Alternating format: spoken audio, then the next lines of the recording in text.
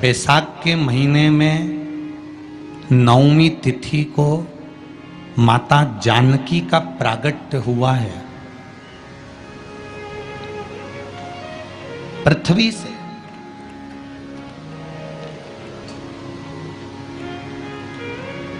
कभी एक विचार करिएगा कि नरसिंह अवतार बैसाख के महीने में हुआ, कुर्मा अवतार बैसाख के महीने में हुआ, हयग्रीव अवतार बैसाख के महीने में हुआ, परशुराम अवतार बैसाख के महीने में हुआ, माता जानकी का अवतार बैसाख के महीने में हुआ। आखिर बैसाख के महीने में, माधव महीने में इतनी महत्वता क्यों?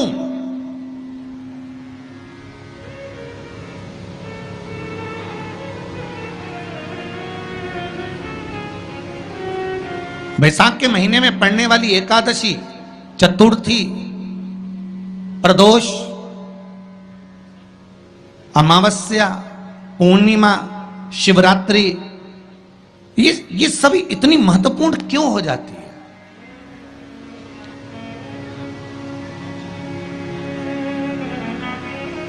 इसकी महत्वता इतनी प्रबल क्यों हो जाती है?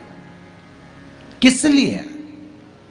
क्योंकि बैसाख का जो महीना पड़ता है, सूर्य की संपूर्ण तपन, सूर्य देव अपने पूर्ण तेज के साथ में, पूर्ण तेज के साथ में मृत्यु लोक के निवासियों पर, चाहे जलचर हो, थलचर हो, वायुचर हो, चाहे जो जीव हैं, उस पर जब किरण फेंकते हैं तो संसार का जो मनुष्य है उस पर जब ताप पड़ता है तो ताप पड़ने के कारण उसके मुख से भगवान का नाम निकल ही जाता है, स्मरण नाम निकल ही जाता है। जब उसके मुख से भगवान का नाम निकलता है तो वो भगवान की शरणागति खुद ग्रहण कर लेता है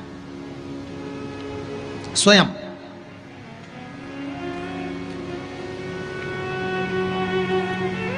शरणागति ग्रहण कर लेना। बैसाख की पोथी पढ़ते हो आप लोग? आप में से अगर कोई पढ़ता हो बैसाख महीने की पोथी, तो उसमें एक वर्णन आता है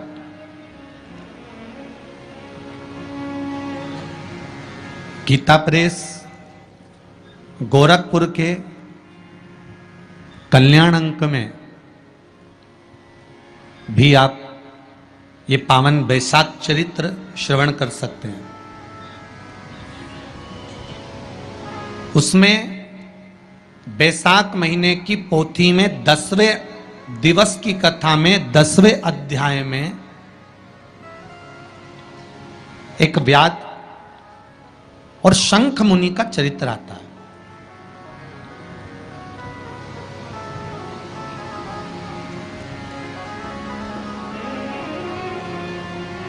शंख मुनि एक बार निकलकर भगवान शंकर के मंदिर में जल समर्पित करने के लिए जा रहे थे और शिव मंदिर की ओर जाते बीच मार्ग में चलते और वो शंख मुनि जब शिव के मंदिर में पहुंचे, शंकर भगवान के मंदिर में जाकर उन्हें दर्शन किया,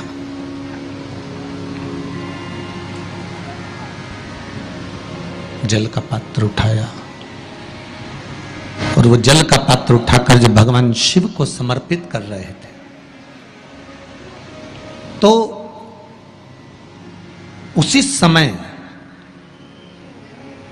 जल का पात्र उठाकर जब शंकर भगवान को समर्पित करा गया और शंख मुनि निकलकर जब बाहर आ रहे थे, आते आते शंख मुनि के मन में एक भाव उत्पन्न हो गया कि जब हम भगवान शिव को कुछ वस्तु समर्पित करते हैं तो उसका फल, उसका पुण्य फल हमें कितने समय में प्राप्त होता है। ये शंख मुनि के मन में एक विचार जागृत हो गया, शंख मुनि के मन में एक भाव जागृत हो गया। एक लोटा पानी जो भगवान शंकर को समर्पित करता है, मरने के बाद तुम्हारी औलाद तुम्हारा किसी पवित्र नदी में तर्पण करे ना करे, तुम्हारा शिव को दिया हुआ जल तुम्हारे खाते में पहुंच जाता। आपने जो शंकर भगवान को एक लोटा जल दिया है, शिव जी को एक लोटा पानी चढ़ाया, शंकर भगवान को एक लोटा जल समर्पित करा है, शंकर भगवान को एक लोटा जल अगर आपने दिया है तो वो आपके खाते में पहुंचेगा जरूर, ये निश्चित है, पक्का है।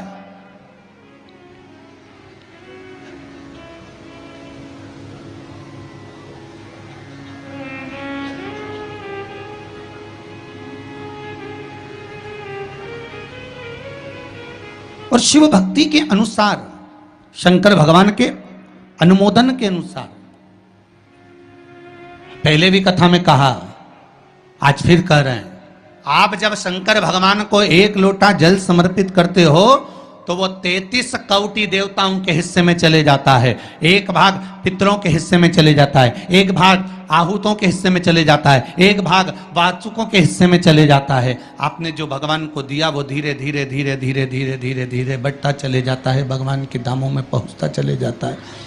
जिन जिनको आपने नहीं भी दिया, शंकर भगवान पे चढ़ा हुआ जल उन तक भी पहुंच जाता है। ये केवल आपकी निर्मल और आनंदित भक्ति के बल पर पहुंचता है,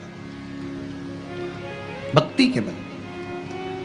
भगवान ब्रह्मा और भगवान विष्णु ने जो मंथन किया, उस मंथन में जो शिवलिंग निकला और ब्रह्मा जी के मुख से निकल गया कि ये शिवलिंग जो निकला है इसके चरण कहाँ हैं, इसका शीश कहाँ है, जरा पता करा जाए। और ब्रह्मा स्वयं भगवान शंकर का सिर देखने के लिए जा रहे हैं और भगवान विष्णु मृत्यु लोक में नीचे तलातल में, रसातल में, पताल में भगवान शंकर का चरण ढूंढने के लिए जा रहे हैं, भगवान शिव का चरण।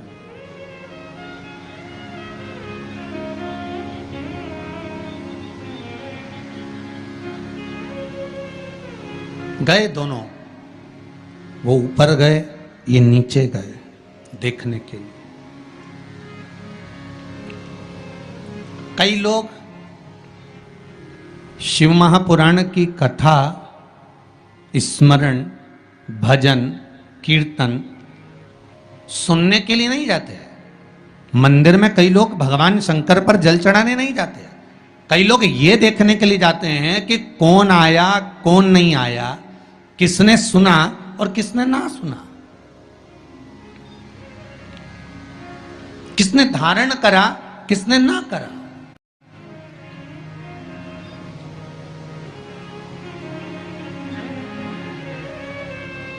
अब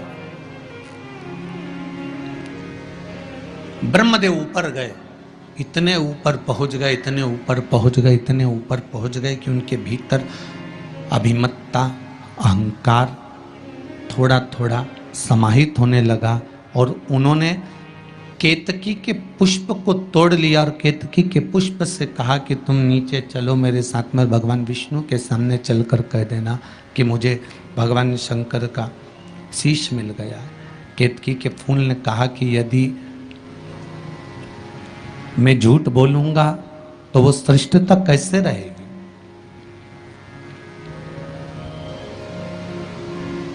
मेरे झूठ बोलने की श्रेष्ठता कैसे होगी,